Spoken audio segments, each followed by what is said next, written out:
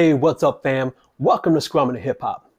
When you're building out your team, you may wonder how many people should be on it. It's a common question that gets asked again and again. Some folks double down and insist there's a magical number that makes up the ideal team size.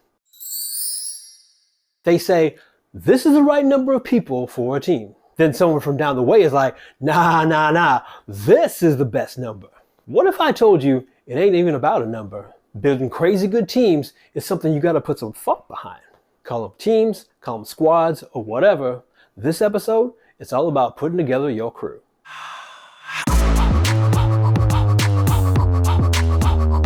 In my early days as a Scrum Master, the project manager placed in charge of our teams often regurgitated the dreaded phrase, according to the Scrum Guide. He insisted that teams can be no bigger than 10 people. Now back then, I barely had any skin in the game, so I didn't know enough to refute this claim. So I was like, I bet. But when you dig into the notion of an ideal team size being a number, it's all over the place. Depending on who you ask, you get different answers. Back in 1970, Hackman and Vidmar's research on effective team sizes boils it down to an average of 4.6 people. Looking at the data from the most recent State of Scrum report, the average team size reported globally is 7.4 members. Now, if you geek out over Jeff Bezos' 2 pizza rule, guess what? Amazon ditched that mug after realizing team size wasn't all that important. Even the Scrum Guide chimes in on the subject. It starts out a little vague, small enough to remain nimble and large enough to complete significant work, but then drops a number that people double down on, typically 10 or fewer. Wait a minute, hold up. Typically, not always. 10 or fewer was never a mandate, just a suggestion. Besides, the Scrum Guide is a starting point, not the point.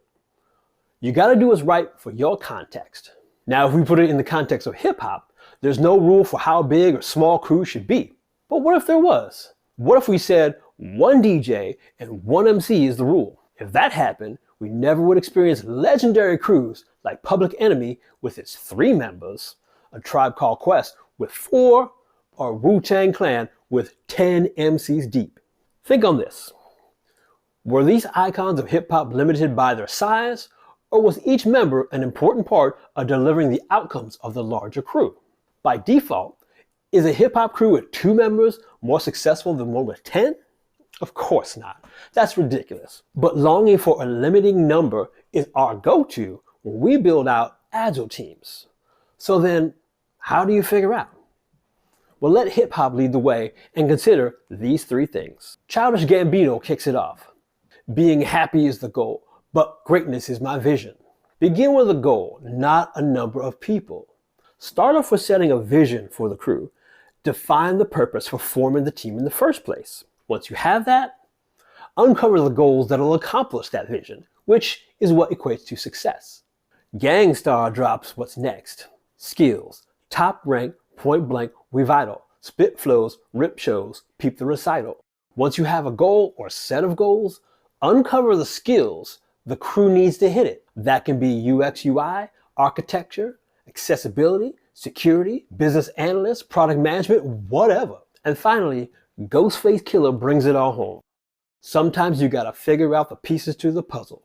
Right in front of your face, stop the hustle. Now it's time to track down the people that have those skills you've identified. One person could have the know-how in 3 of those areas. You may end up finding people who have expertise in only one area, but that's okay.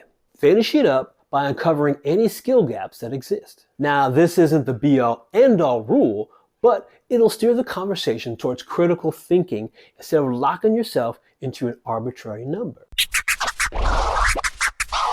When you go all in by starting with a number, you run the risk of leaving your crew with gaps. And then what happens? We create dependencies on an external person, team, or outside vendor, reducing effectiveness while increasing costs and time.